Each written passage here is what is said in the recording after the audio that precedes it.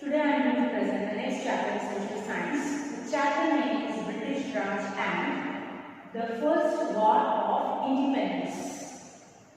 Hello children, welcome to the British Raj and the First War of Independence.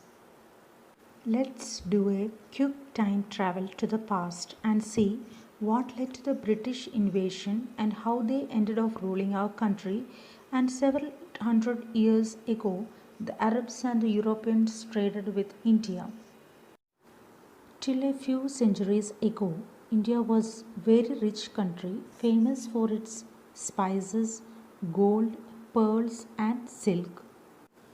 First European to find a sea route to India was Vasco da Gama.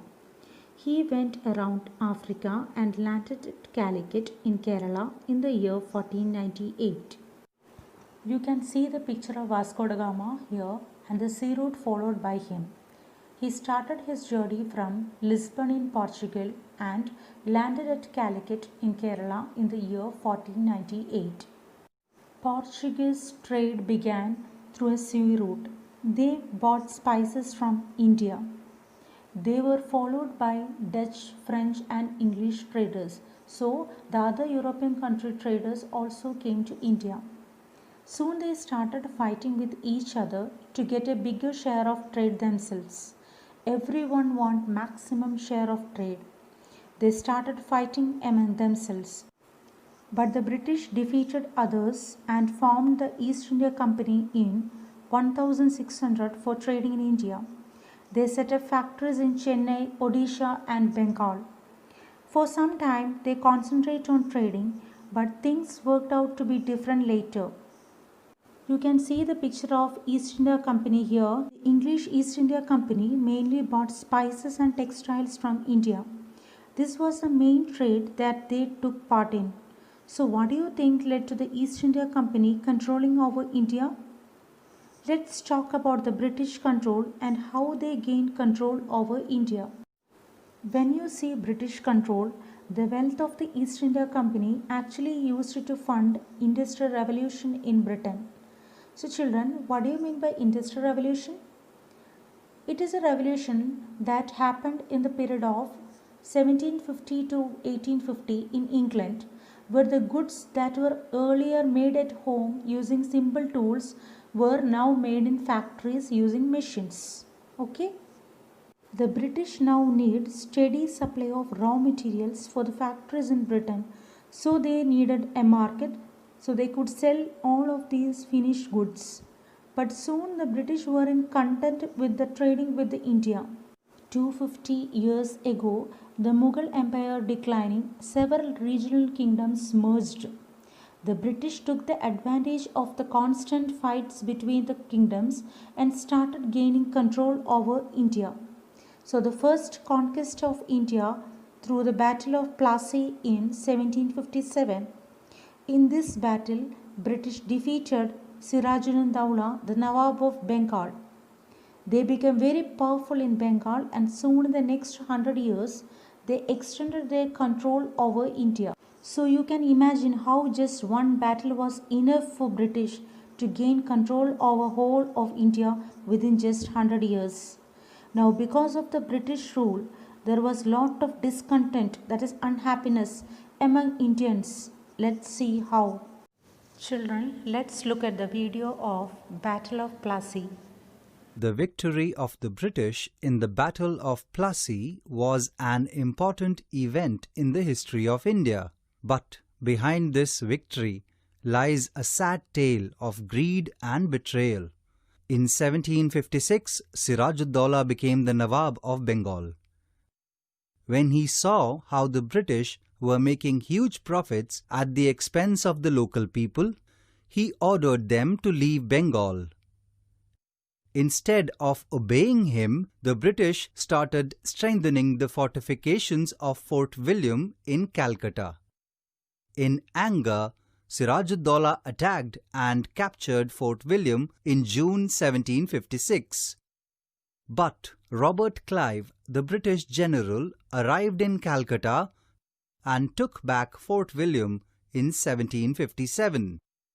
To protect British interests in Bengal, Clive decided to replace Siraj-ud-Daulah with someone he could control. He entered into a conspiracy with Mir Jafar, a general in Siraj-ud-Daulah's army. Clive agreed to make Mir Jafar the Nawab of Bengal, Bihar and Odisha. In return for Jafar's help in defeat, the Nawab's army clashed with the British army under Clive near the village of Plassey. Both the armies were relying heavily on their cannons to win the battle. Suddenly, there was a heavy downpour, and the cannon shells kept ready to fire by the Nawab's army became wet and useless. The British soldiers, however, quickly covered their cannon and the cannon shells with tarpaulin. When the Nawab's soldiers attacked, they were met with heavy fire from the British cannons. It was at this point that Siraj-ud-Daulah noticed that a huge chunk of his army under Mir Jafar was not taking part in the battle.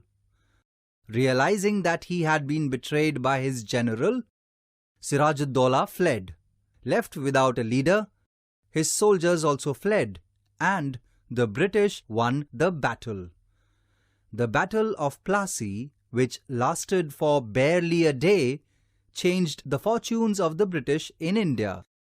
It gave them control over Bengal, the richest region of India, and opened the doors to the establishment of British rule in India. Over the next 100 years, that is from 1757 to 1857, the British brought most of the India under their control. A sense of anger against the British started growing among the people in India.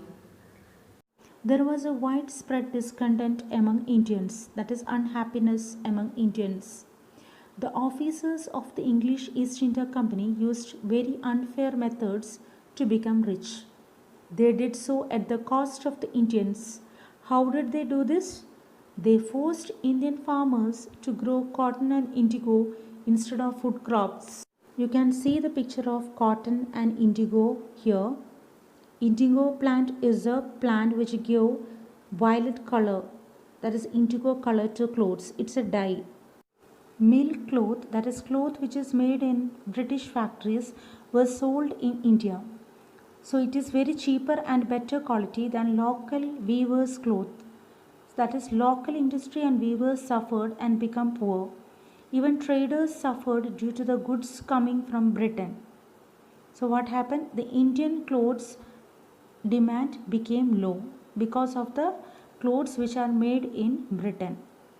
Even traders mainly suffered due to the such goods coming from Britain. As a result, the Indian textile industry was destroyed and millions of weavers lost their jobs. There is a picture shown here. This is a British mill where the cotton cloth is being made. Apart from this, the British made many laws which could take over more and more kingdoms. One such law was, if a ruler dies without a child, his kingdom will be taken over by the British. What do you say, children? Do you think is it fair?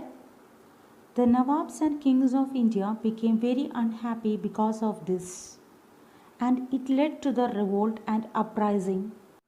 The people forget their differences and fears and rise together against the rulers.